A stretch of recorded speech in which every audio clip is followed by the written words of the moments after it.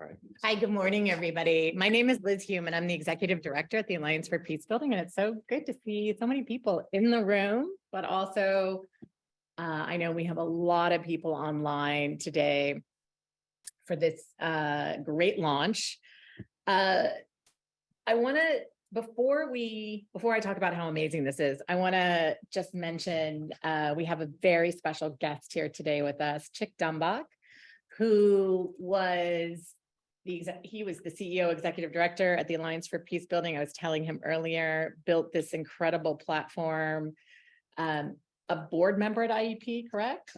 I mean, you're just the embodiment of an incredible peace-building expert, individual, human being, touchstone. So we're so glad that you're here today with us. And you have also two very special guests with you. I'd like you to introduce them, but also they're part of your an award in your name at your university. So can you just say a couple words about that?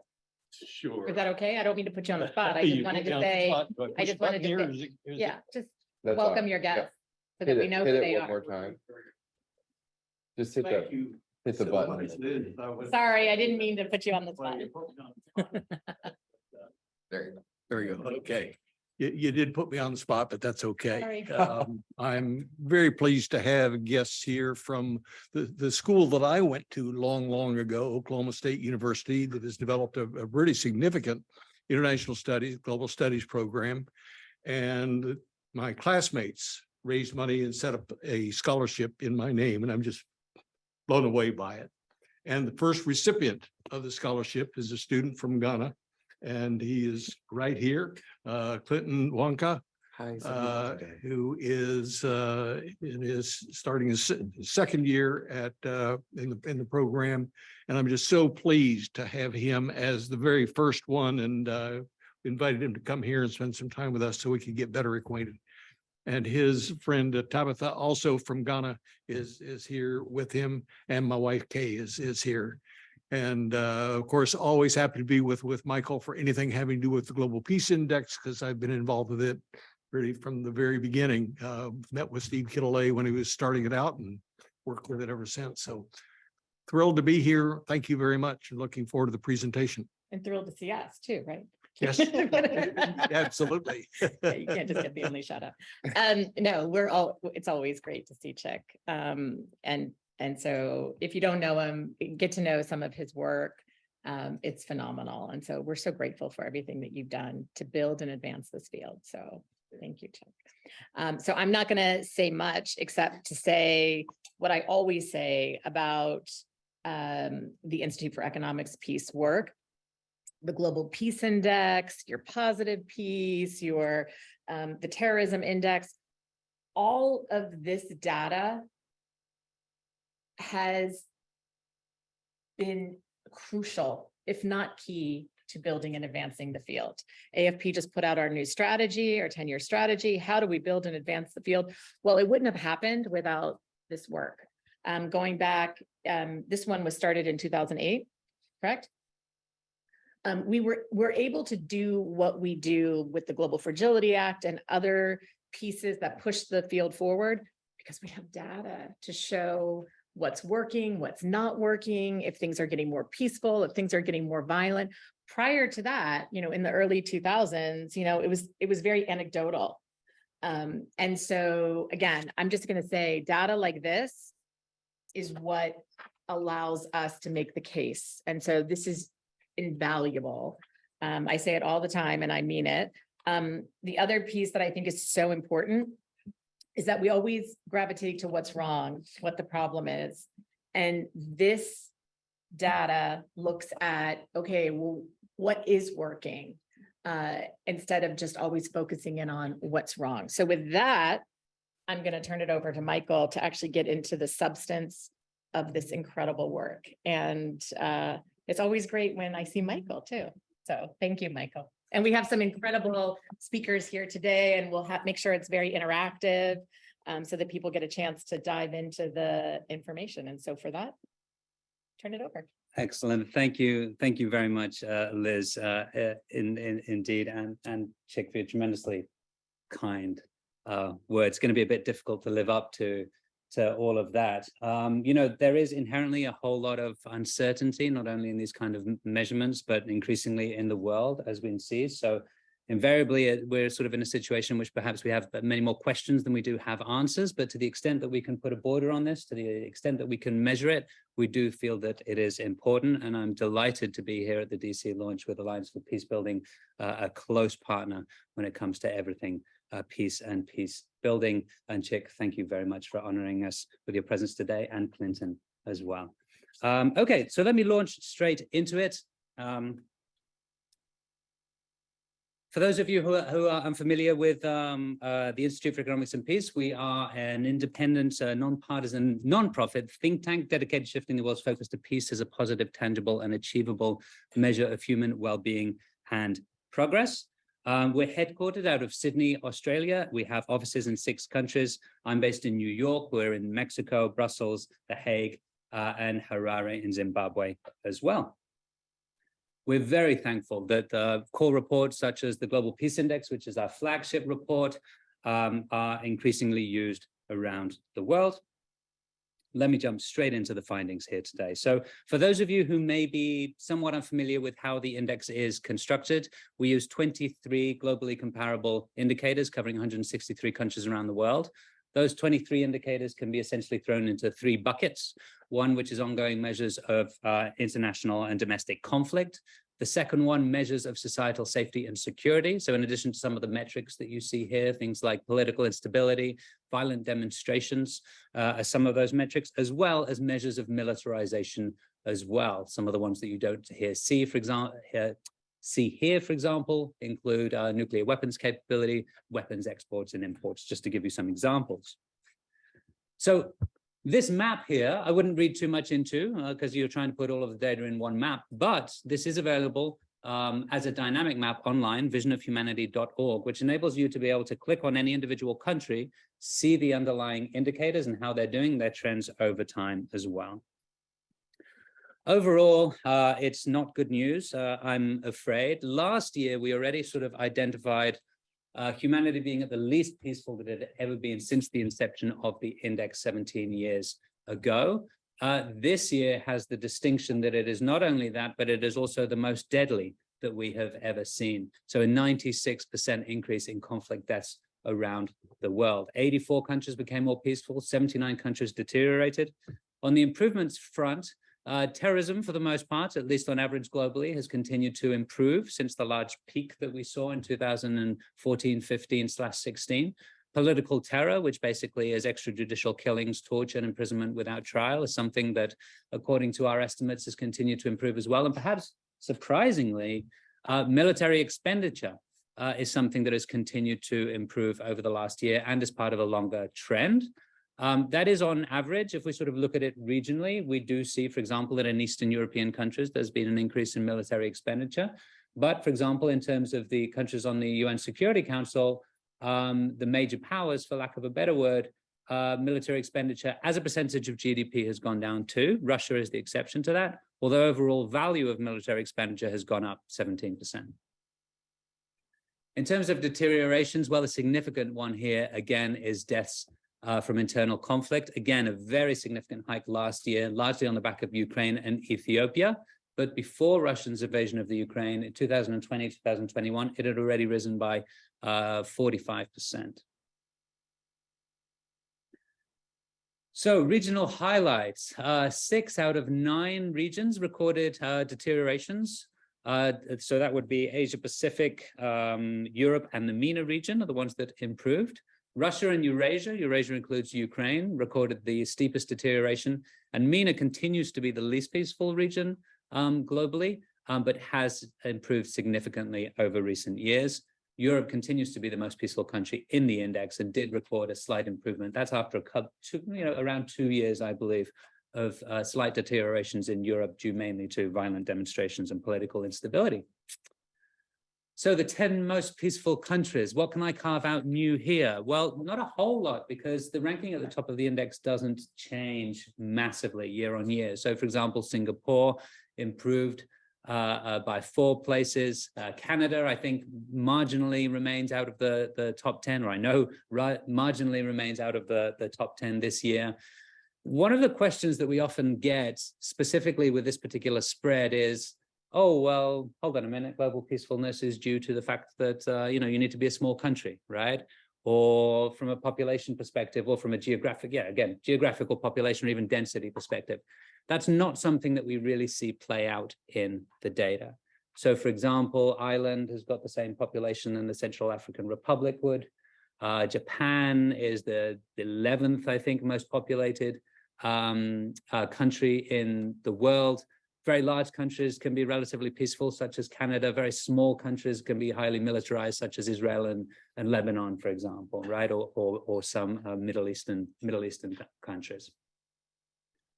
On the bottom end of the index, and of course, recognizing that there's a full spread of 163 countries here, Afghanistan continues to be the least peaceful country, although it has had a significant improvement in peace over the last year, largely, if not entirely, due to the withdrawal of US troops from Afghanistan.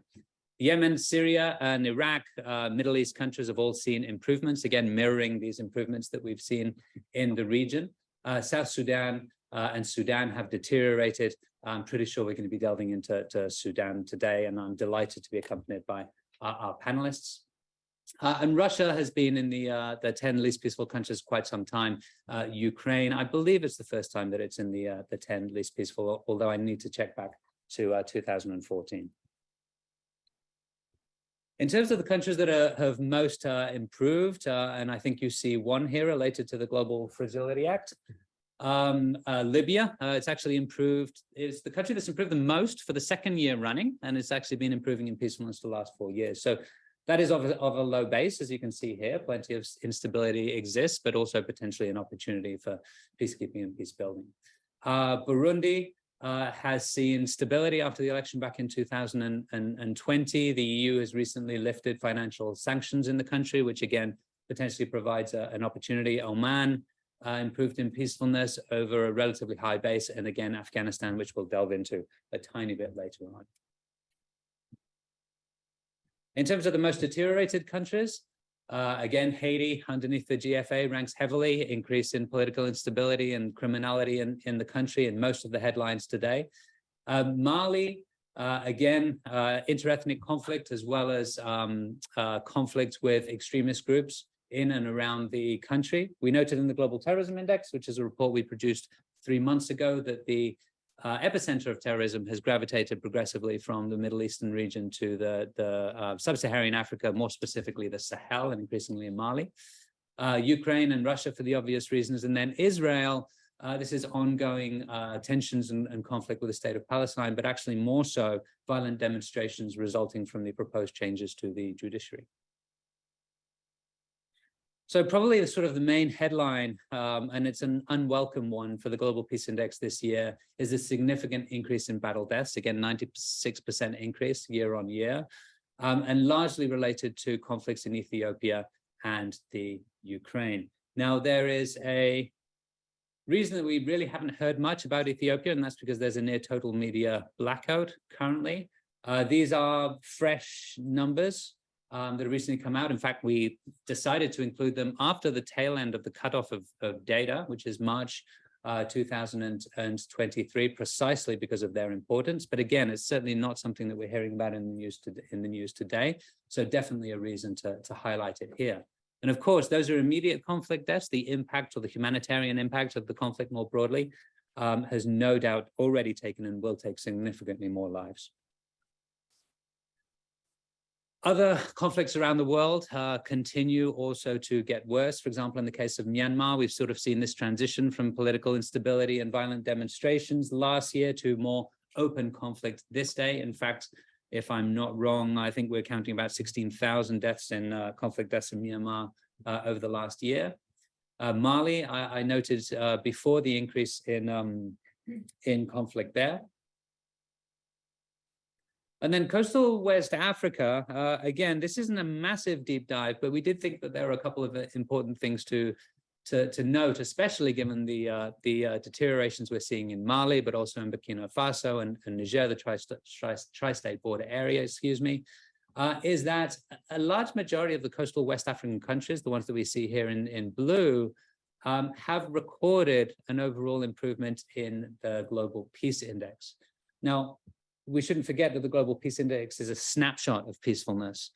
Some of these countries have what we call a positive peace deficit, which means that they have relatively high levels of peace today, globally speaking, but some of those underlying metrics of resilience are weakening. But, importantly of note, not a single death from terrorism was recorded, along this sort of band of coastal West African countries in 2022. And that is despite extremely high levels of terrorism in the Sahel for the most part. So again, as it pertains to GFA, kudos, I think, in some respect to USAID for identifying, an opportunity to be able to have a meaningful impact early on before things potentially get worse, but also leveraging the fact that institutions and opportunities are strengthening in some of these areas.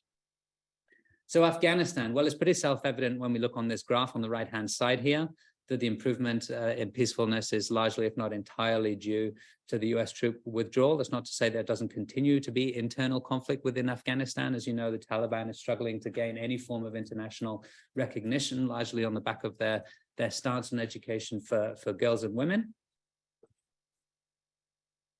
And then what I'd love to do is break it out into some of the broader trends. Again, you can actually have quite a bit of noise in any individual year because conflicts come and conflicts go. So it's very important to look at this from a trends perspective. And unfortunately, building on some of the trends we saw last year, we're seeing more of the same, right? The deteriorations that we saw here really reflect a longer term trend, the 13th deterioration over the last 15 years, broken out into those three domains that I mentioned prior.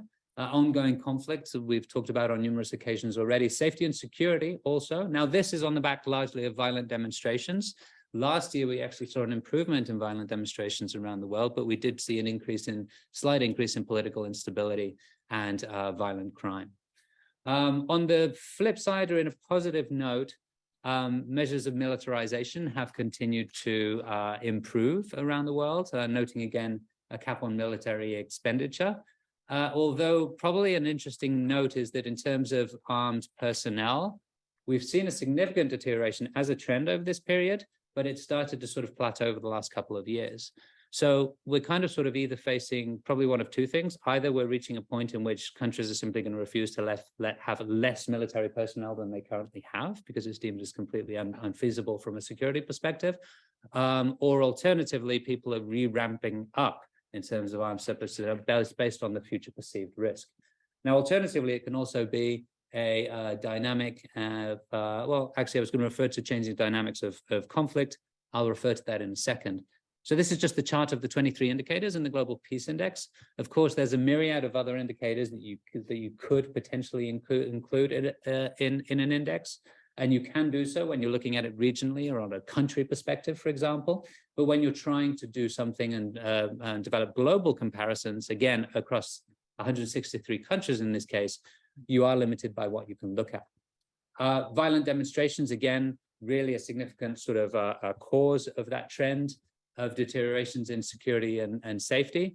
And the external conflicts force, again, a significant contributor. In fact, we delved into that a bit this year.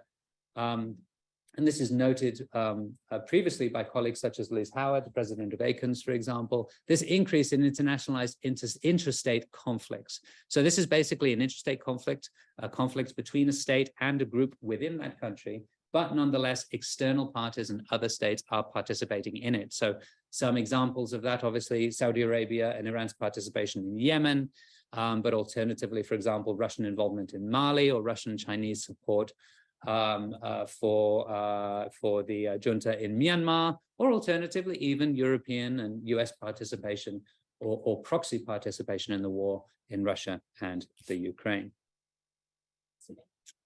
And Sudan, yeah, and Ethiopia, yeah. So this is somewhat conjecture, but also an interesting parallelism that as and when we see this increasing, a number of external conflicts fought, which includes this sort of internationalization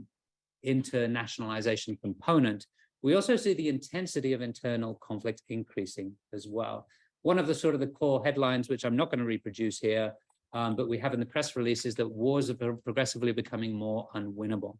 And it definitely raises the question as to, as and when there is more participation externally, whether that is really contributing to the messiness and the unsolvability of a lot of the conflicts that we're seeing today.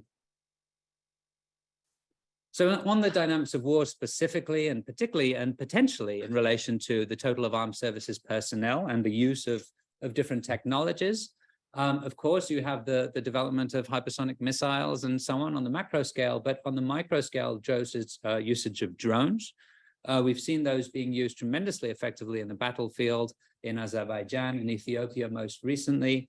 We've seen that there's been a significant increase in both the state and non-state actors using drones, and also in the amount of drone strikes around the world.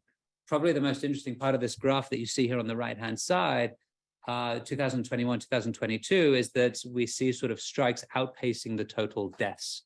So whereas previously drones, tremendously expensive, used very surgically, primarily for counterterrorism purposes, are now being used in open warfare for not only reconnaissance, but obviously more sort of ad hoc forms of strike with drones that are a lot cheaper, starting with ones that the Iranian kamikaze drones, for example, but going all the way down to supermarket drones. A lot of the footage that we see coming out of the Ukraine right now, for example, is on those kinds of drones, increasingly being used in places like Myanmar, for example. Turkey also becoming one of the very large exporters of drone technology these days. And in closing, every year we do a piece on the economic value of peace, or alternatively, the economic cost of conflict, which this year totaled $17.5 trillion. Or just nearly 13% of the world's GDP. Now, in the least peaceful countries, it averages about 30% of GDP would be the impact. Currently, 60% of GDP in the Ukraine accounts for the cost of violence there. And it's about 3% in the most peaceful countries. So a tenfold increase in the economic cost of violence as countries transition from more peaceful to less peaceful. Just touching very quickly back on Eastern Europe, those metrics of the economic cost of violence does include violence containment as well, and that does include military expenditure, which actually forms quite a sizable part of that calculation. And although we've seen military expenditure continue to decrease as a percentage of GDP around the world, in Eastern Europe, for example, it's been the opposite, and for good reason, obviously, at least in terms of the perceived threat. And as you can see here, a significant increase, in particular from after Russia's annexation of the Crimea. And then very lastly, we've done this piece on scenario building, essentially, of what would be the potential economic impact of a maritime blockade on Taiwan, basically restricting all trade. So as you can see here, we estimate that it would lead to a global economic output drop in economic output of 2.7 trillion. That's just in the first year, 2.9% of global GDP, with longer term impacts significantly higher. Also, these are very conservative estimates. For example, we assume that 40% of trade within Taiwan would still be done in some form of way, or still be exported, and 20% of China's trade would only be impacted. So again, very conservative, but nonetheless, for example, almost double the loss of what we would have seen in the 2008 global financial crisis. So this is within a single year. It would be a significant hit globally. And again, that's not factoring in some of the longer term implications. And of course, we're still smarting, so to speak, from the COVID pandemic. So we fully understand now the longer term impact of these kind of things. Chinese economy would shrink by 7%. Taiwan's economy would shrink by almost 40%, given the fact that 70% of Taiwan's trade is with China specifically. Regional countries would be significantly impacted as well. So the likes of Vietnam, Laos, Cambodia, Singapore as well. Heavy reliance, even Australia, for example, 30% of its trade is with China. Now, Taiwan and China produce, as you know, many of the advanced semiconductor chips around the world. But this study also incorporates other sectors. And as you can see here, textile, footwear, apparel are significant export markets as well for both countries as well as other domains. That's factored into this calculation here. And again, in terms of ramifications, well, here you can see some of China's 5 biggest trading partners. Now, what we assume in this calculation is, number one, the impact of the blockade directly, but also the resulting or very likely resulting sanctions on China. So given that, we would see, in terms of value, the largest drop in trade in the United States, but it is a very small percentage of GDP in the case of US, so not a whole lot of impact. But China at the same time does hold a whole lot of US debt. So if it chose to cash it in, there could be questions there. But as you can see here, all of these countries here are significantly involved in the global economy. So we would expect to see significant repercussions. And then lastly, ending on a not a positive note, but hopefully one that can definitely connect us with the mission of Alliance for Peacebuilding, whose work we tremendously value. Expenditure on peacebuilding and peacekeeping, this is specifically in relation to UN numbers, total 3.4 billion 2022, equaling only 0.4% of military spending. So clearly more work to be done on both sides of that equation. And with that, I'd be delighted to pass it back to the team and to hear from our esteemed panelists. Okay, before you go though, sorry. Thank you. That there's so much in there. As you were talking, I was like running to each thing to see. There's just so much data in here. It's going to take a while to unpack it all. The United States. I always ask this question. Yes. The United States change was this way, not up or down, but it sits behind Haiti, right next to countries like Eritrea. Can you just say a couple of things about the United States and what's helping, what's not helping? Yeah, absolutely, and it's certainly a question that we do get, especially when people look at the always I do so. in the United States, of course. Although if you were to actually explore that question in other places around the world, people would be potentially kind of sort of nodding their head. There's a number of issues there. So, for example, in the case of the United States, militarization does weigh heavily. We don't pass any value judgment on what should be the appropriate size of the military, but starting from a conceptual perspective, you either have a military because you are afraid of you are going to be invaded or otherwise aggressed upon, or alternatively, you have it because you are seeking to be an aggressor. So we do see that as a symptom of a lack of peace. And what we're trying to do here is provide a multidimensional measurement of peace, not purely one based on conflicts, broader elements as well. If we incorporate the positive peace work that Liz were referring to, then there's a whole other variety of socioeconomic and attitudinal cultural data sets that we can and do include, although as a separate body of work, given how much there is on that.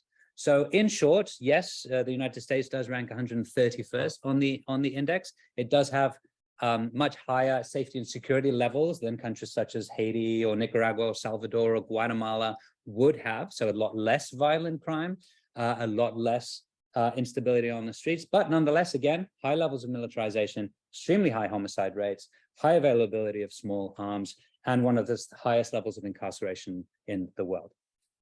And significant decreasing social cohesion. And on that note, I'm going to turn it over to Sonya. Sonya is the executive director at EPLO.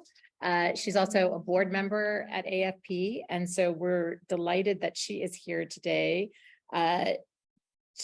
Before we always talk about conflict happening over there, but conflict is happening here and in Europe. And so while Europe is one of the most peaceful regions, North America is also high up there too, but more so because of Canada, not because of the United States. We keep bringing poor Canada down in the region, but we want to talk a little bit about the impact this is having on European countries. And we see the dramatic decline in foreign assistance, a lot of that assistance going to Ukraine. So how is EPLO looking at this data? How can it help you in doing your work, working with the European Union? And the impact of refugees in Europe, et cetera. So just really want to hear from you and how this impacts some of the work you're doing in Europe. Thanks so much, Liz. Thanks all of you for the opportunity to be part of this. I wish it was 11 o'clock today and not around 5:30, but I'm totally with you 100% because to crunch this kind of data and information, I agree there's so much that's there. I want to thank also IEP for continuing to do this. I remember the conversations that happened before there was a Global Peace Index, and agree that it's absolutely a snapshot of peacefulness. It won't tell us everything, but there's no doubt that it's changed the way in which we talk about peace and conflict. And the more that it can be done, the more we can measure and have discussions. So it's a critical piece of information that I use in lobby and advocacy and teaching, etc. So thank you so much for that. Let me go back to EPLO just to start off with. We're the independent network of now 50 organizations based in Europe, working all over the world. So our members are in 17 different European countries, 13 member states, plus Kosovo, Switzerland, Norway, and the United Kingdom. And our mission for the past 20 years is to try to make the European Union a more effective global peace actor. We're blessed, we have one advocacy target. At the same time, they employ 32,000 people across the world. It's a big one. We've seen the evolution of the field, the increase in understanding, I think, about what this work is.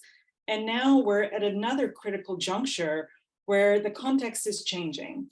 And as you've said before, it's much, much closer to home, and all of the indicators are pointing in the wrong direction. I think we can also remember that there have been a large contingency within Europe, within the member states that have been looking to build their capacity and their strategic autonomy for some time. And so you have a number of different events that come together at the same time. The former president of the European Commission, the 12th president, Jean-Claude Juncker, had said at the time, it's time to wake up Sleeping Beauty. So this was back, pre-2013, and it's an uncomfortable fact that the backers of the European strategic autonomy, when it comes down to arms, still depend on the United States. And so there's also this squeeze the balloon complete relation that we have. I think the economic aspects in the Global Peace Index are really interesting around the economic cost of conflict. And a question too that's very relevant when it comes to Europe is who is benefiting from this.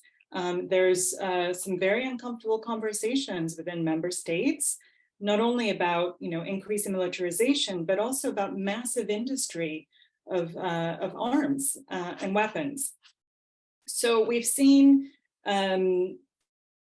countries like Germany, for example, that for the first time after 15 consecutive years of decrease in military funding, now have security strategies. And there's quite a bit of support for reinforced, for example, German military apparatus. Despite some cultural challenges, there's still quite a lot of support. So it's a difficult time. This kind of data and information helps us to get the big, larger trends over time, but in the European level, there's a normalization of securitization that's taking place. The EU has now got a capacity to do train and equip called the European Peace Facility. So the fact that we're using language like that for instruments that are provide lethal assistance with no proven pathway towards actually addressing long-term conflict is quite alarming. We also have, within the increase of military expenditure, a lot of questions. First of all, there's an ambition to do it, and the language is out there. Will it actually happen? How long will it happen? The vision of Europe becoming not just a payer, but a player, but within the realm of militaries, they will at best remain small. And the question is the larger one of whether they'll ever be able to have an entire political strategy. So there's, difficult challenges around militaristic narratives. One of the things we're trying to say and do is you've got Ukraine, you've got all of these various different situations, and the EU's got a lot of support now for its more securitized approach. At the same time, let's not forget what the EU is good at, and what it does all over the world in many different places is one of the world's leading donors in this area, as a much more predictable long-term funder, not always an easy one, but also as a partner. And I think that's what we're trying to do as a network, is not to, we are well out lobbied when it comes to fighting against the military apparatus, and that's not what we were set up to do. But we influence all of the different policies related to conflict and peace, but we're trying to make sure that as everybody does their own work, in the medium and long term, there's enough funding for this various different organizations, but that this way of solving problems is still seen as being valuable. So this is something Liz and I have talked about, running two big networks with common members, is how do we go more into the positive, what works, how can we promote this? And the pitfalls of our sort of strategies, I guess, and being able to take it on the militarization, because there's tremendous support for this. There was a huge question with the beginning of the invasion of Ukraine. What is Europe going to do? What's the European Union going to do? And then the European Peace Facility found its raison d'etre. So this is something that I think we focus a lot on, is not to forget other places, use an American expression, to walk and chew gum at the same time, but let's not forget all of the things that are working that are well.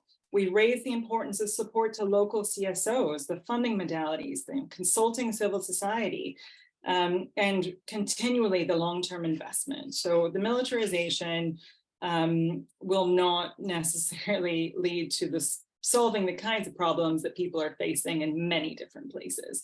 We're going to have a different approach. But if we spend all of our time going against that, when the interests and those that are profiting from it are huge, then that's a difficult thing. In terms of influx of refugees in Europe as a result of people coming outside of Ukraine and elsewhere, because there's many people who've been traveling to Europe for some time, most of EPLO's organizations are working overseas. And I think there's various different domestic organizations in each of the different member states that look at this. But in terms of the peace and conflict membership, most of them are doing work elsewhere. There have been some that have been doing work with diaspora and some with refugees, but not on a very large scale. But this is something where our work is very much focused outside. We take into consideration clearly the political dynamics and a great movement to the right in many EU member states that impacts the kind of funding that's not going out elsewhere, and the overall questions around resources that are derived by the political situation in member states. But I've covered probably too much, but happy to take any questions or come back on anything. Thank you so much, Sonya, and how, explaining how this work is useful in the EU. And again, I can't agree more how critical this data is to make the case for prevention. Shadin El Fadel, did I say your name correctly? Please correct me. Yes. Oh, Very okay. close to correct. Very close.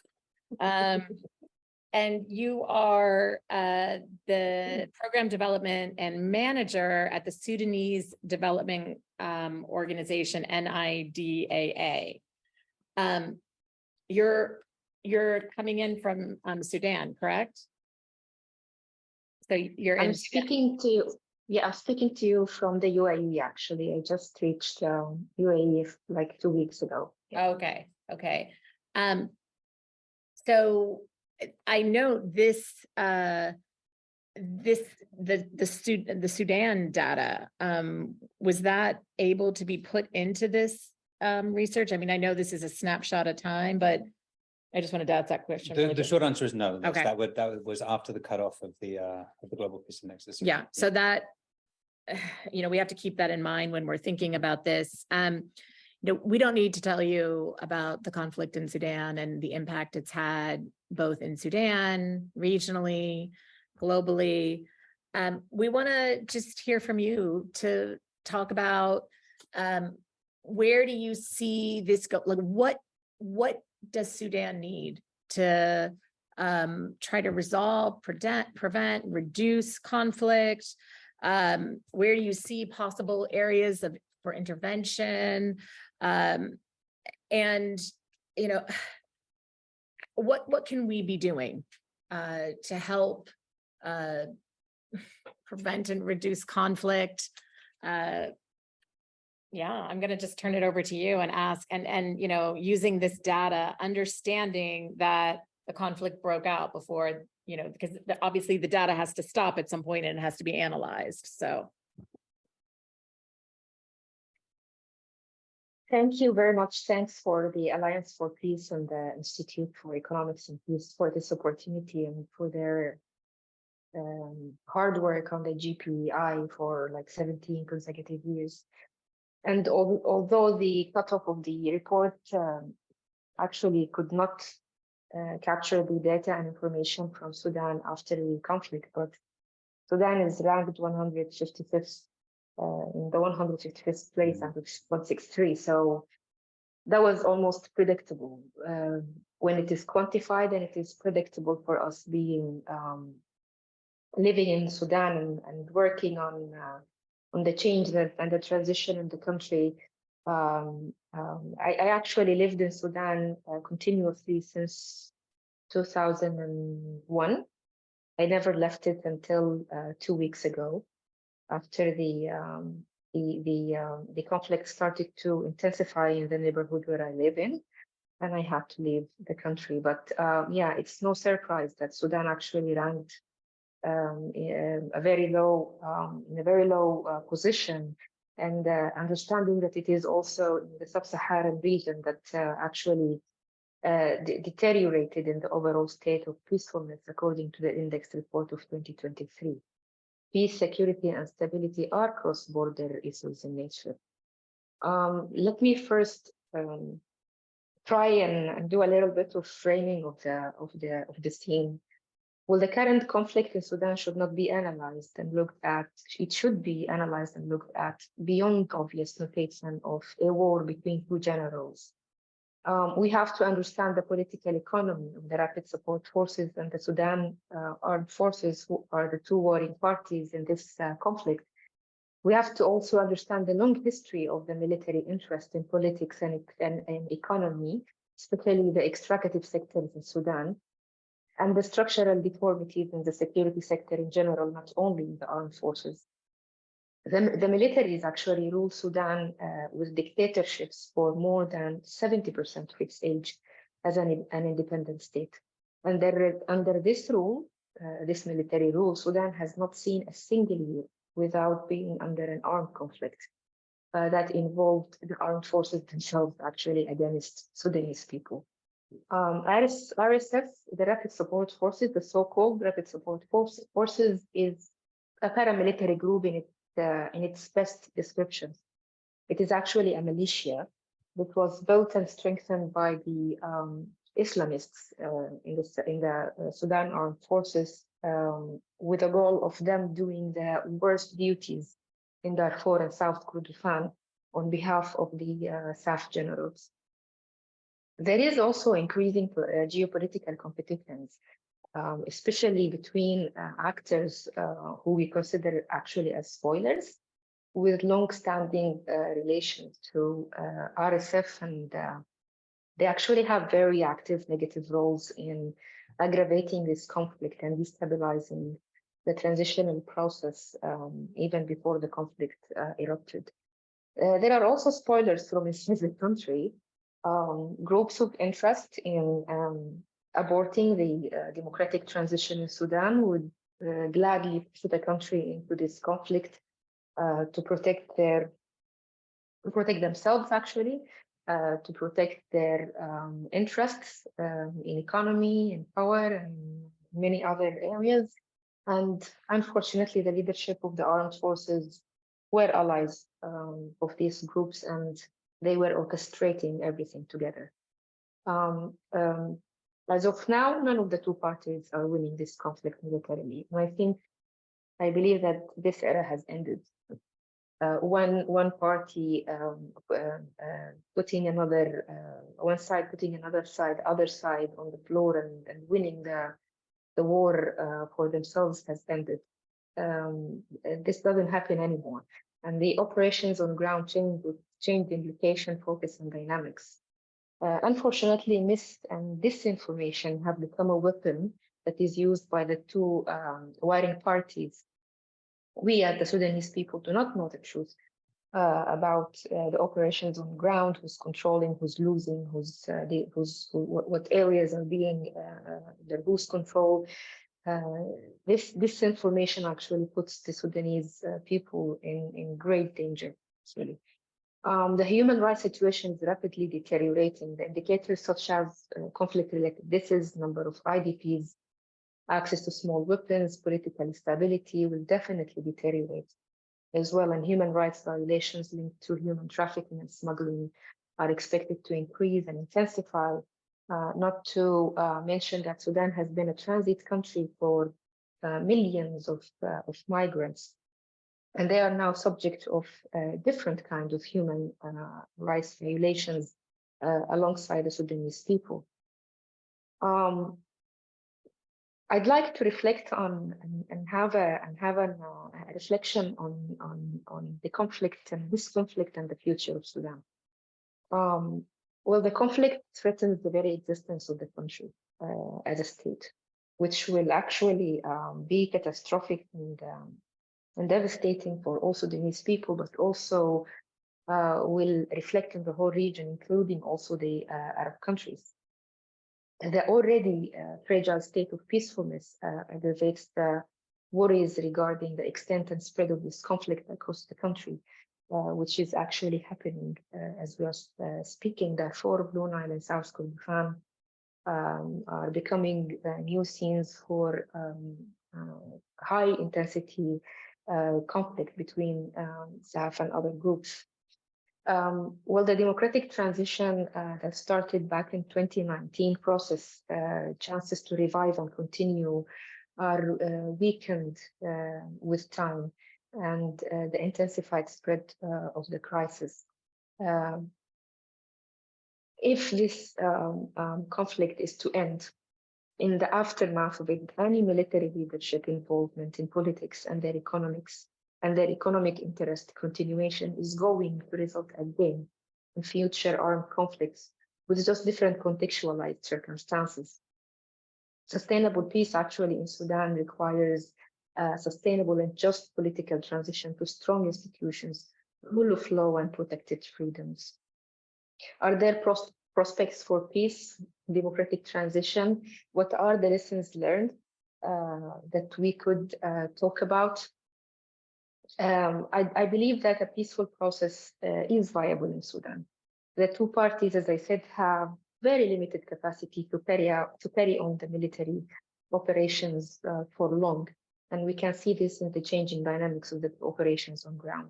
But any process should come with certain prerequisites to guarantee that it will be genuine, fruitful, and actually meaningful. I could talk about political support accompanied with the right pressures from the international community and the regional community. Any process should be comprehensive and representative. It should be against impunity and hold accountability very high. And it should be knowledge-based and evidence-supported. It should be patient and committed. We have seen many, Sudan is a country where more than 60 peace agreements were signed so far since its independence. None of them was able to sustain peace on the ground. We need to the whole community, the international community and the regional community, the mediators have to stop the attitude of brokering peace agreements and looking into actually building sustainable peace, not rushing the processes and rushing into the tables. And I'll talk about the Jeddah talks in a bit. The state and power structure, this is another important lesson learned, I guess. Us and other countries who are still aspiring for democratic transition should look into, which is the state and power structures that the military resisted the attempts of the civilians to change and worked hard to maintain them. for the benefit of their political and economic interests, were in fact continuation of the previous regime's dictatorship structures and power settlement. The dismantling of these structures, rearrangement of power settlement through democratic and just transitional processes is inevitable.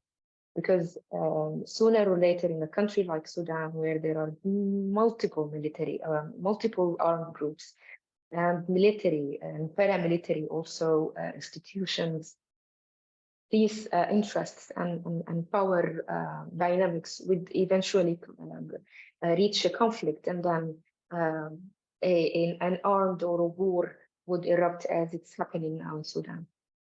I'd say that this is going to be the most important lesson learned for me tonight, which is going to be the security sector reform being prioritized with no delays. I mean, the situation of Sudan is not very unique. Many other African countries, especially in the Sahel region, do share the same situation. Security sector reform should be in top priority, no delays, taking the right steps at the right times.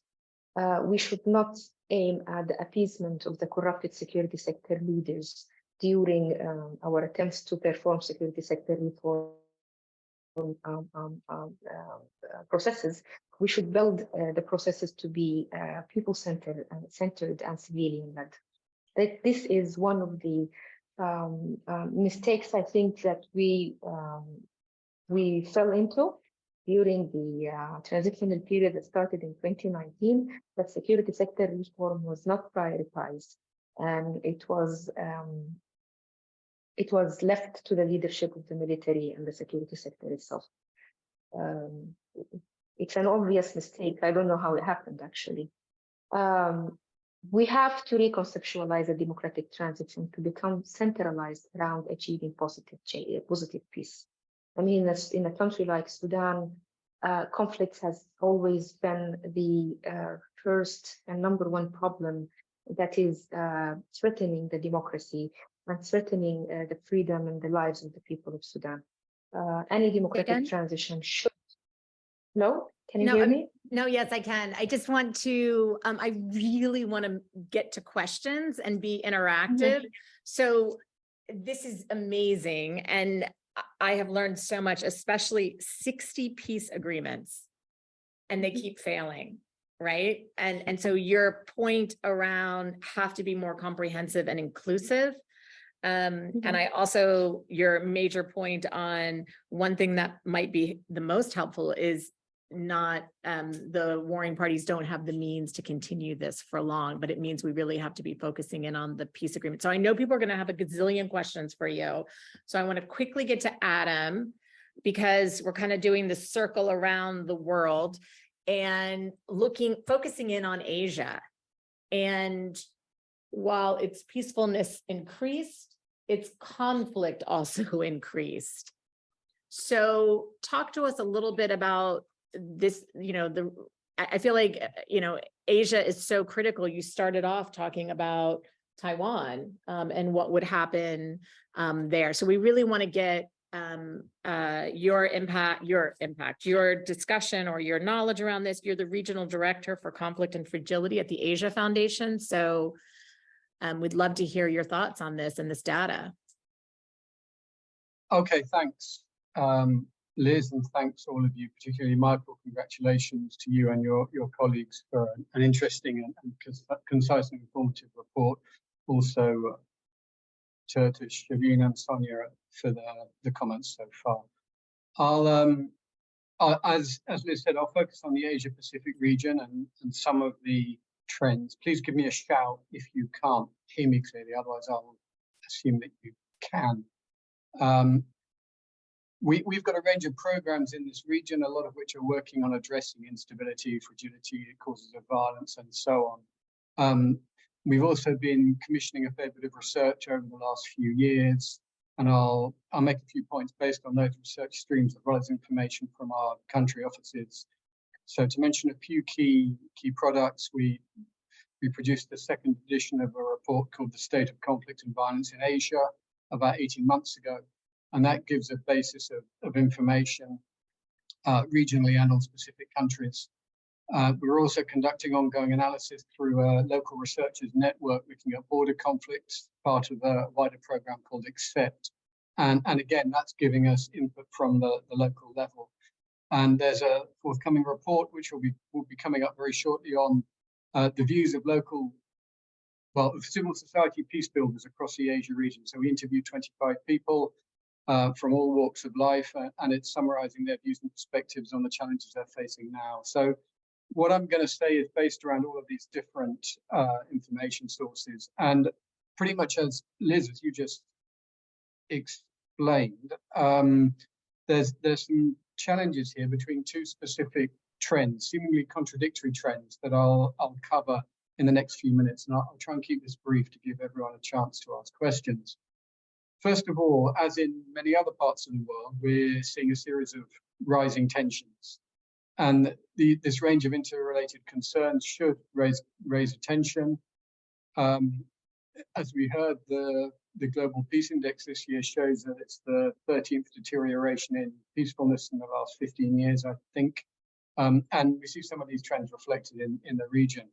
So what lies behind these trends, and to pick out some of the most salient issues, you see some elements of a global decline in this broad region, the Asia Pacific, which I'm talking about going as far west as Afghanistan, Pakistan, and as far east as the Pacific Islands.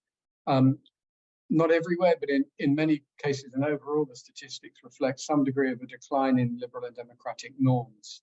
The expectation that liberal democracy was some kind of a default mode of governance, even if countries deviated from it a lot, is weaker than it was.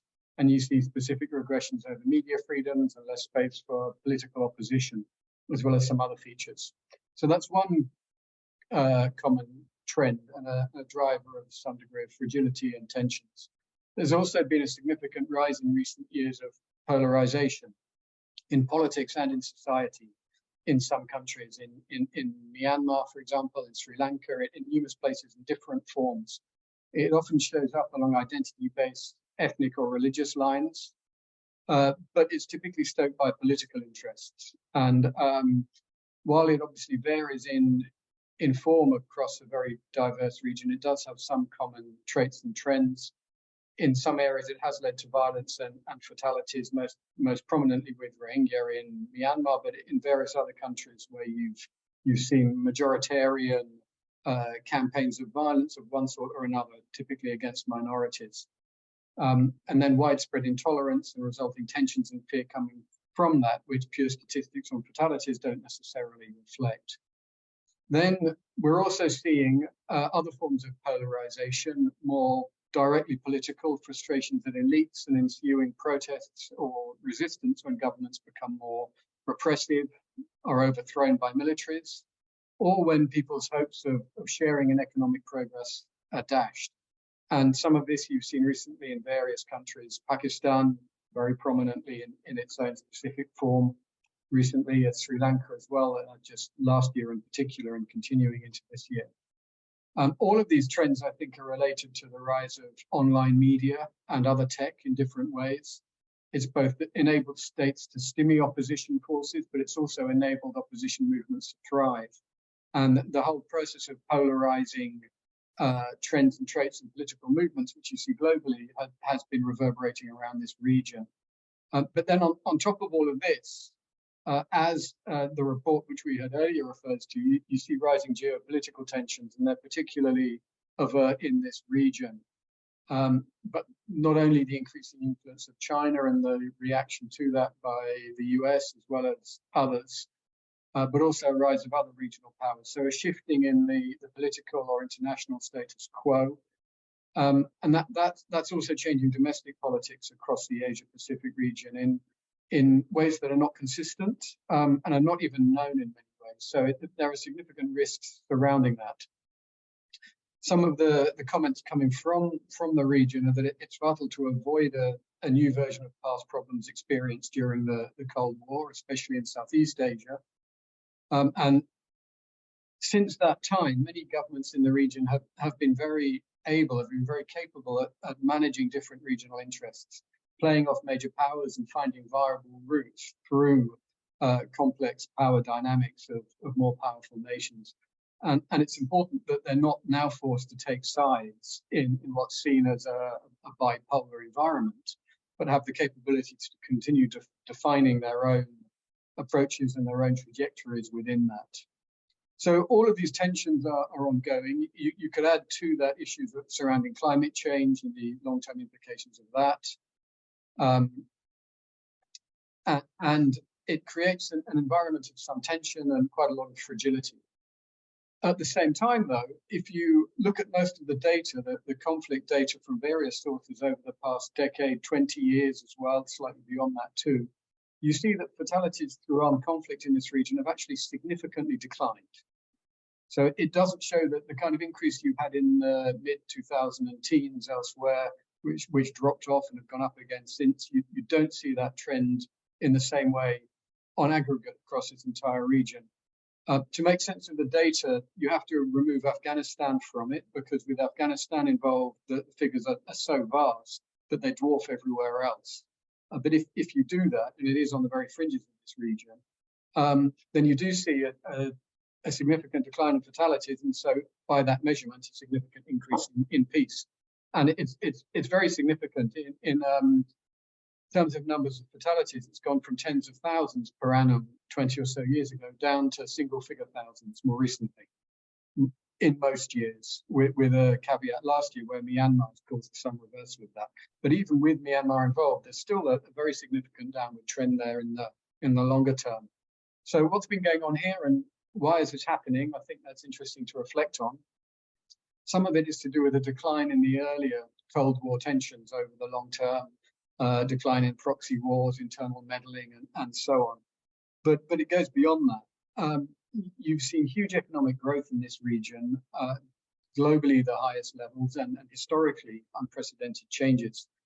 States have vastly more resources than they had in the past and more capabilities than they had in the past. And in many cases, and you can point to specific conflict zones where state capabilities have been applied to bolster internal security and extend state security. And this is one of the reasons why violence has significantly reduced and fatalities have come down, although at the same time, grievances and the underlying tensions often persist. So what you see here in quite a few conflict instances is about imposed order or some kind of a negative peace rather than the positive peace that the report refers to. It still brings some dividends, though. So that's one key trend that you can point to many examples of. But at the same time, you can also find just as many examples where conflicts have been at least partly settled through something that does approach a more positive or a transformative kind of peace. And in cases, this has involved fairly narrow deals with rebel leaders or elite deals, but on other occasions, it's been based on much more significant change, on reforms to how areas are governed, on inclusive peace processes, many of them quite deeply involving non-governmental groups, civil society, other voices, in one way or another, directly or indirectly, as part of the process or as a key supporter of change, and as part of the changes that have enabled an end to violence. So from that perspective, I think it generates a strong basis for identifying, responding to, and addressing some of these rising tensions that we see that are being reported. It's not only a matter of working with governments, it's not only a matter of working with civil society. And there are also regional Asia-wide bodies, ASEAN in particular in Southeast Asia, that have a significant role in diffusing tensions and sometimes in peace building, in addition to regional non-governmental civic groups. So in an era where, as we heard earlier, security is increasingly being prioritized by international actors particularly, especially Western nations, that these capabilities and opportunities are recognized and fostered. You have seen significant examples of really proactive and engaged peace building involving both governments and civil society, whether you're talking about Mindanao, whether you're talking about Northeast India, parts of Pakistan. I could continue listing a wide range of places, some of them well known, some of them less well known. And I think it's important from the perspective of international engagement that this current round of Indo-Pacific tilts and pivots as various Western-leaning nations or liberal-minded nations in Europe, in North America, Australasia, and in East Asia have focused more on the Asia Pacific region, that they offer not just support for security concerns and don't solely prioritize that, but take a broader perspective on more locally grounded peace building and wider development engagements that are tackling root causes. From the perspective of many of these donors, there is a vast reserve of knowledge of institutions and capabilities and experience that have been built up, many of them local or regional rather than Western. And so there's a very solid basis to provide further support and engagement. And it's also not necessarily counter to interests of building better diplomatic relationships. A lot of this can be quite consensual. So there's a big field there that can be continued with. And I think it's particularly central given these ongoing tensions and fragilities across this region, as indeed elsewhere, and these rising geopolitical tensions that may otherwise feed them. Those are a few quick reflections that I had in mind. So Adam, this is phenomenal. It's interesting. We were talking about the issues of non-exclusive peace processes in Africa, and you're pointing to that as one of the successes in Asia, including the huge economic growth, but noting some of the negative piece around security, and also the role of local peace building and strong regional bodies. So just really important points, and comparing and contrasting a little bit with other parts of the world. And also, if you take out Afghanistan, that's also a really important piece to this. Okay, I'm going to open this up for questions. There's so much here, and I know people have so many questions. I keep seeing them fly on the chat. I want to ask really quickly, and we'll also take a couple. Technology. When you started this in 2008, technology was, coming up, and we were all very excited about it and how this plays into this index. But so I'll leave that as one question, but I'd love to take a bunch more. We'll just keep going through it. So I'll take a couple here, a couple online, in the room. Anybody? If not, we have so many flying. You guys can think about it, and we'll come back to you. Good questions from the chat. Yeah. So let's. Can you say what those are? Well, do you want to start with the tech question first? Yes, but I want to take a couple. Okay. So yes, you have one, and then. Yeah, so just in the presentation, I think a lot was, we really discussed how conflict actually impacts the economics of the world. It's on. Yeah, okay, that's the economic impact of conflict in the world. So talking about the economic impact of conflict, I was actually thinking maybe something can be discussed with regards to how those who actually benefit from conflict, like sometimes we call them conflict entrepreneurs or something like that. So what are the measures being taken to crack down on those who are actually benefiting from conflict, something like that? Because I think just in cracking down on those who are benefiting on conflict can actually bring peace to the world. So that's a really good question. And Sonya was raising that, who benefits from conflict. And it's such a hard piece that we tend to stay away from it. A couple more on the chat. Thank you. It's a really good question. So we had a question that was interested in, we see increased military spending. Could you please expand on the link between increased military spending and increased peace? This is surprising to me based on what we know about privately funded groups, for example, and foreign military aid in contexts like Colombia and Ukraine. On the positive news, some of our attendees are curious, what were the key factors that led 84 countries to become more peaceful, especially what can this tell us about in terms of peace building and conflict resolution? And what about in countries where the deaths are by, dictatorial regimes, in like Sierra Leone, for example? And then So the authoritarianism, yes. It's kind of that negative piece. Yeah. Okay.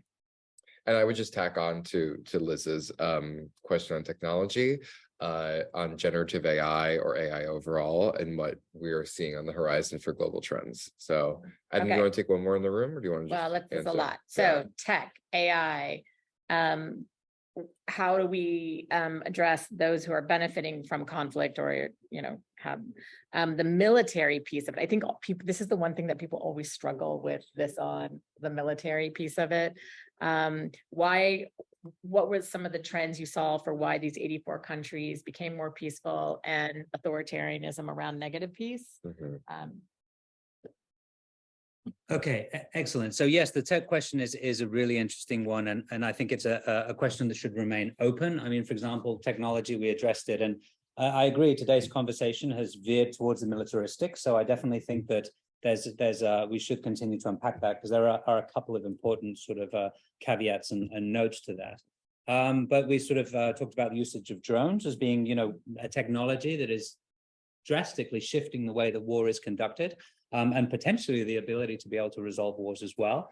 As part of our positive peace work, technology factors in quite largely, especially with communications. So as and when countries are improving in peacefulness, for example, we see that things like access to the internet and telephony have a significant and positive impact in improvements in peace over time. But of course, there's a downside to that as well, especially with regards to misinformation, what we call the domain or the indicator of quality of information as it pertains to positive peace. So we see, number one, access to information being critical in a variety of forms of socioeconomic development and opportunity, as well as educational opportunity. But then the same downside of that in terms of, well, can we really trust the information that we're receiving? So both ends of the sword for technology. In terms of conflict entrepreneurs, yes, I agree. I think that would be a phenomenal piece. And I think it's definitely a recommendation that I can take internally. Very difficult question to answer, not so much from a political sensitivity perspective, although, of course, pointing fingers at a specific person would always be a danger. But more importantly, also, well, where does it stop and where does it begin? So, you know, if you're looking at the Boeings, for example, right, and probably the thousands of people employed here in Washington, D.C., how many of those people do we actually consider to be inside the military machine, so to speak, the average Joe who is, you know, developing microchips for a Halliburton. tangential system? I don't know the details of how. No, it's one of the big military contractors that did work in Iraq, for example. And at what point would the individual person there be considered to be, you know, a conflict entrepreneur? But at the same time, the data is always challenging to get with regards to military expenditure. We use open source data for the most part. So, you know, invariably, these are always estimates. I think it'll be a fascinating piece, Clinton.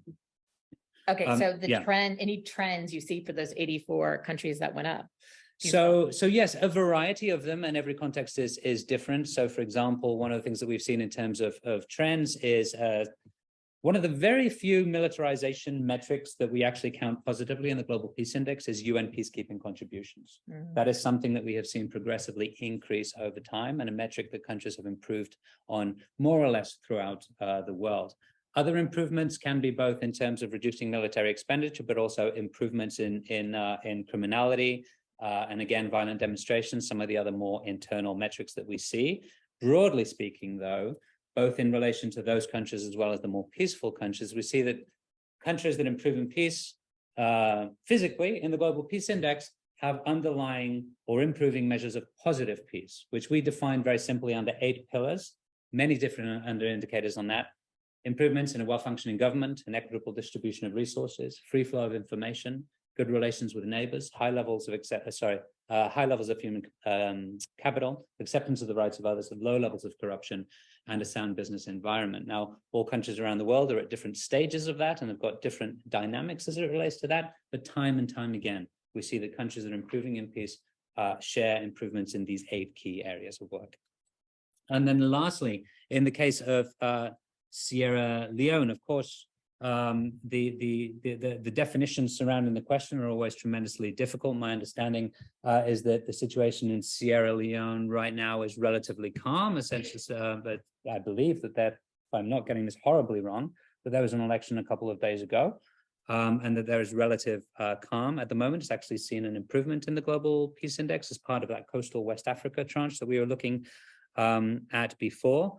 There was a UN peacekeeping mission that I believe drew down in Sierra Leone maybe in 2006, as well as UN peacekeeping missions nearby. So overall improvements in that. But again, you know, relatively high levels of conflict compared to other places around the world. Now, a more specific answer to the question, we do see a clear correlation between democratic societies being more peaceful than authoritarian regimes. Now, punctually, that can actually differ, such as COVID-19, for example. Authoritarian regimes tended to have a bit more of a sort of a handle on being able to lock down the population for obvious reasons. But that is not something that comes into play over the long term. So if you look at the index and compare to that, to democracy indices specifically, for example, you would tend to see that correlation. As and when countries become more democratic in nature, they tend to become more peaceful. Now, sure, you can look at this from a moral perspective, but also from a pragmatic perspective. Democracies are actually a lot less effective. Now, that's not a bad thing. That's actually a good thing. It means that when the shit hits the fan, excuse the language, there's actually a lot more mechanisms to be able to respond to a crisis, whether that be academia, civil society, the business sector, the government, et cetera, et cetera. So all of those different flanges, relations with other countries as well, actually come into play when it comes to actually securing the long-term elements that are required to build peace. Okay, there's a lot more to unpack there on that democracy piece, but I like what you're talking about, is the resiliency. But the one thing we did see, we saw democracies under COVID who had high scores in social cohesion did better. The democracies with decreasing social cohesion did worse. And just a note, Sierra Leone, we could all learn a lot from Sierra Leone with their ability to deal with the COVID crisis, because they had so much local work done with more, there's so much trust there at the local community because other health crises came through there. So it's just I just think it's interesting to compare and contrast that piece of it. We've learned a lot. Bumble Talk is there, that incredible program in Sierra Leone. So yeah. Liz, apologies for interrupting, but I think that there was an actual additional question specifically on militarization. I have seen that trend through the chat. Yeah. So I would love to touch on that. Go for it. And it's not the first time that we've got this question, especially when we break out ongoing conflict deteriorating and then trends in militarization sort of improving, which means less militarization around the world. Similar to the question or the contrast that I posed when talking about the most peaceful countries, just because we see that divergence doesn't necessarily mean there's a correlation. In fact, when we look at the data, that is not true. So you do have countries that are highly militarized in nature that are less peaceful, countries that are more militarized that are more peaceful, and the opposite being true as well. We feel that it's very important not to actually break out militarization as a separate element, rather to include it in the multidimensional measure of peace. One example that I often give is that we also believe that this is truly contextual. If you were to take two societies, a relatively peaceful one, say Finland, and a relatively unpeaceful one, say Mexico, you could have 30 police per 100,000 people in each country, just to pick a number. And in Finland, people would feel terrified because, hey, why are there so many police on the street? Whereas in Mexico, people would feel terrified because they felt that there wasn't enough. Yeah. So it is very contextual and dependent. I would not like this to be interpreted in any way as a defense of militarization, but it is not. We don't see that through the data. But at the same time, we do understand that, especially in the current circumstances, any country would be tremendously conflicted in reducing their levels of militarization. Although, just to give two very specific cases, again, Costa Rica, right, one of the most peaceful country in the Americas region, or in Central and South America, I should say, with the exception of Canada, doesn't have a military. Haiti doesn't have a military. And very much in the most deteriorated countries. So you can really pick and choose this. We don't see anything significant through the data. So one thing, though, to look at is the reform, though, of that military, or the militarization, I think, is one important piece of that as well. And extending to news in France right now, police reform as well. No. I'm going to grab a couple more questions. So, Green is on. Okay. Awesome. I'm too short. Good morning. Well, it's almost afternoon now. My name is Bonolo. I'm from Botswana. I just had one question. First of all, I think that the existence of this data is very important, especially from an implementation point of view, if you're part of the civil society or have worked with donors. My question, and I think that you're right, Michael, I mean, people ask, we can't solve everything, but I think the existence of this data in and of itself, it's an achievement. My question, and it comes comes as no surprise, as we've spoken, that the decline in democratization generally sort of coincides here with the deterioration in peace and security. But for countries such as Botswana, I think also we need to put context in how this data can be used in a positive way. And in some contexts, like in Botswana, it can be used in a negative way. So for the past 4 years, I've worked with political parties in Southern Africa, and from a country which is considered to be relatively peaceful like ours, data such as this has been misconstrued and used sometimes by leading politicians to advance to say like, okay, Botswana is relatively safe. As you can see, this is as much as we can do. To this day, Botswana is rated in the top 5 of the most domestically violent country in the world. For a small country of a population of 2.4 million, that is shocking. But all of the time, when we speak about the lack of relationship or cohesiveness between data like this, the donors that provide the apparatus for us to implement specific projects, and civil society, that nexus doesn't exist. And due to this polarization, we continue to have this vicious cycle where data such as this go 2 ways or is not used properly in a sustainable way. So my question was, what do we do to change how we perceive this data, but most importantly, to inculcate it from a contextual point of view into apparatus and systems in, obviously like democratic countries, because I do acknowledge that in some countries we don't have those structures, to ensure that there is a linkage or a symbiotic relationship between all of these different apparatus. Thank you. That is such a good question. Michael, can you go? I want to go right to that because that's a pretty key question. Yeah, absolutely. And invariably there are and always will be people who kind of sort of cherry pick particular points of data, especially when you have so many points of data to choose from, right? You can have a country that's just inventing something here that's deteriorated significantly on all 22 indicators and chooses to focus on an individual one. Hey, violent demonstrations have gone down by 50%. Yes, but homicides have increased by 200, right? So invariably, and unfortunately, that is something that will and continue to happen. We do nonetheless feel that providing these kinds of measures continues to be very important. Also, for advocacy perspective, on the flip side, right, on the positive side, and specifically as it pertains to what are the countries that we can and should be focusing on for our peace building efforts.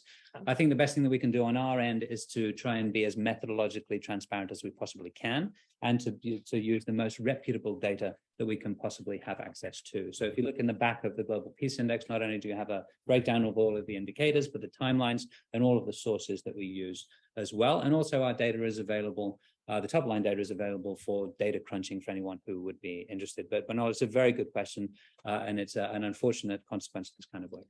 And I would highly recommend people go deep into this. If you're on a Saturday or something, you're hanging out. I'm a geek when it comes to this stuff, and I dig down deep in it. And when you have that knowledge, that's also how you can use it back. And I find in the US, I do that, digging really deep down into the data and have those points that you can, and that's the best thing we can do as a community and use this. But it means we have to dig into it and we can't just look at the headlines. So that's a really good point. All right, I want to get another round really quickly. Yes, Megan. We'll get to you. She's family. Can we get a couple questions online? I've seen so many flying. Nick? We do have, I would love to maybe also give a chance for Oh, our panelists yeah, to okay. reflect on some of the questions we've already. Okay, posed you're as in well. charge, so you do it. Yeah. Well, I don't know. I want to give a chance for Adam or Shadeen or Sonya, based on this conversation in the physical room, what are your thoughts on these questions about militarization, about overall trends? I don't want to let the people here in DC hog all the air. Yeah. Sorry, I was just going to Michael because so many of them were very technical about the data. But yeah, we'd love to hear your reflective thoughts. I see, Adam, you have your hand. Yeah. Go for it. Okay, just very briefly. Look, you can always read too much into statistics, right? And it's impossible for statistics to cover everything. So there are bound to be issues that they don't cover. It's impossible to come up with some matrix of conflict or violence or peace that reflects every single angle and aspect of that. If you start looking at fatality as a main index, which we've done quite a lot in the past, you often look at conflict statistics, which miss out crime data, for example, and if you then include them, you miss out a load of other data. And in addition to which, if you're actually drilling down to the local level, national statistics are normally quite weak in those countries, or they don't work when you break them down to the sub-national level. So if you start really trying to pick things apart, you'll find problems. And I don't think that it's necessarily useful to do that, because certainly this report is giving broad overviews and trying to indicate trends and then giving snapshots of specific places, and that's valuable within itself. When you look at some of the broader issues, which it does relate to, which I touched on what I was saying earlier, you do have some real tensions there where, I mean, it is unquestionably the case that more authoritarian states, if they're capable and prioritize non-violence or prioritize their own monopoly of violence, if you like, can reduce fatalities through violence, can reduce levels of violent conflict. But they're doing so through imposing a particular order, which has been particularly successful in many parts of the Asia Pacific. And that throws up a certain set of data, and it also throws up a certain significant set of problems. From a broader political perspective, it's not aligned with international liberal democratic norms. And that, when you're looking at geopolitical tensions, I think is really something to focus on, rather than focusing on solely on the security and solely on the geopolitical, because the two should actually be aligned if you're looking at maintaining those international norms. Thank you, Adam. Sonya? I think the way we've always treated the Global Peace Index is really to take from it, what does it tell us, and what does it not, and why doesn't it, what's missing? So I think we've treated it in that realm in order to delve more into various different conversations. What else do we need to try to find out? Essentially also in a bigger sort of mega trend way, how can we do better? Why are we failing the countries? If you take the correlation of where countries are on the list, where the investments are, I think that's a really interesting one. With the increase in militarization and also the competition for security sector reform, shall we say, or this, support to various different security actors now bleeding out into countries, throughout Africa and elsewhere. It's going to be really interesting to see how we do that better. How the European Union, for example, that's looking at its own security sector reform, can learn from indexes like this about who it's supporting, how it's supporting them, and not just take a state-centric approach. So I thought that was a really good comment from Adam earlier. It's the complexity. It's what we work in a very complex field. Take any one of the various different panelists and everybody online who wants to know more about their countries, right? Or more about a particular thematic area. I think it helps us to be able to have a larger view, but then we have to take it to grasp in on what's existing. What are those commitments and what do we learn from it? So we know better in so many of these different places, and we need to use it to do better. Thank you, Sonya. That was a great, we could have closed on that. But we have 1 minute or so. Yeah. Oh, yeah. Shadeen, over to Shadeen? you. Sorry. Yeah. I wanted to reflect on the point of the war entrepreneurs and raise a very important point to me as civil society from Sudan regarding the aid as business. The Sudan localization? The aid, the humanitarian aid. Aid. Yeah, that's what I was saying. Yeah.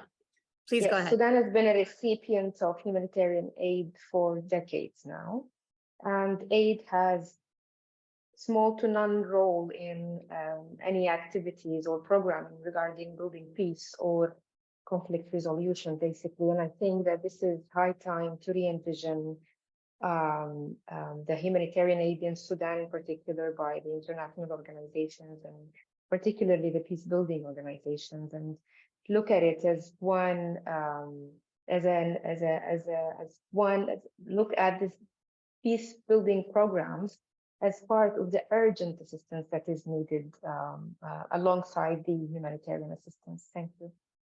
Okay, so that was a brilliant we could be ending on how this all means in terms of pointing to prevention. Everybody talks about prevention, conflict prevention and peace building, but if you don't resource it and prioritize it, and you always treat it like a second order issue, or you go to the humanitarian assistance, but not, we're going to keep getting the same results. And Sonya, you said it, we can walk and chew gum at the same time. It's like we can only do one thing. We can only deal with crisis, but not prevention. And so I think your 2 points are, I think, really critical.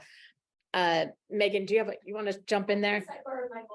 Okay. I just don't want to, Megan Rogers, it's so funny. I didn't even notice you you worked for AFP for so long, and she recently left us, and we're very sad, but she'll always be part of our family. So it's good to see her.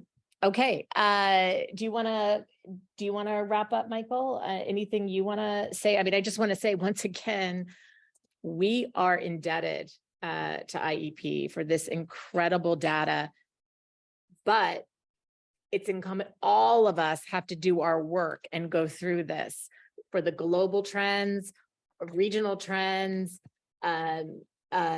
country level trends. And the best thing you can do is have this data at your fingertips so that you can respond when there's dis or misinformation. And like I said, I use it here in the US. So that's my plea to everybody, is dig deep into this, and so that we're talking with the same voice, we're making our points, because that's what the humanitarians do. They're incredible at talking with one voice. But Michael, any last thoughts that you want to say, or? Well, again, to thank Alliance for Peacebuilding and you, Liz, and the panelists and everyone here for participating. It's tremendously important from a feedback perspective, elucidating new ideas, for example, and to kind of sort of further unpack a lot of the points that we've raised today, including the militarization component, which I think that was important to touch on. A few of the additional comments, which I'm going to sort of summarize here, is, are we focusing on what's wrong rather than what's working? And to a certain extent in the Global Peace Index, that is true. So this is very much kind of sort of painting a snapshot of what the landscape currently is. And from an advocacy perspective, especially in Washington, DC, these are the kinds of news that do grab the headlines. So invariably in media, there is a lot of interest in these kind of headlines. It's an opportunity to be able to reinforce the fact that, for example, Ethiopia is a conflict that's not being talked around the world. There is a reason for that. There's very little data and media coming out of Ethiopia, but we thought it very important to highlight in the Global Peace Index this year, given how much attention is going to the Ukraine, for example. But unpacking this all and what creates and sustains peaceful societies does form a large, if not the central part of IEP's work, falling under our positive peace portfolio, which, due to these complexities, we haven't unpacked here today. It's actually broken out as a separate report. So we very much look forward to sharing results and ongoing work in that particular area as to what creates and sustains peace, and to supporting all of the peace builders that we have here today online. So can I tell you my trick? My trick is you have to have them both together. So I'm going to say the United States again. So you look at the United States and you see what the problem is, but then you go to the positive peace index and you see what's working. So for example, because I do know this by heart, what's working in the US is economics, youth employment, incredible civil society, right? So you have to use these together. That's what I do. So that's my trick. I've just told it to you. Please do that. And use this data. That's my biggest plea for everybody. And again, just thank you. And thank you for everybody for digging into it with us. And our incredible panelists too, from all over the world. Thank you. And also, I can tell you, Michael is incredibly responsive. So if you want, reach out to him. Please do. Please do. About what's good and bad. And he'll have incredible conversations with you and you'll learn even more. So thank you. As will we.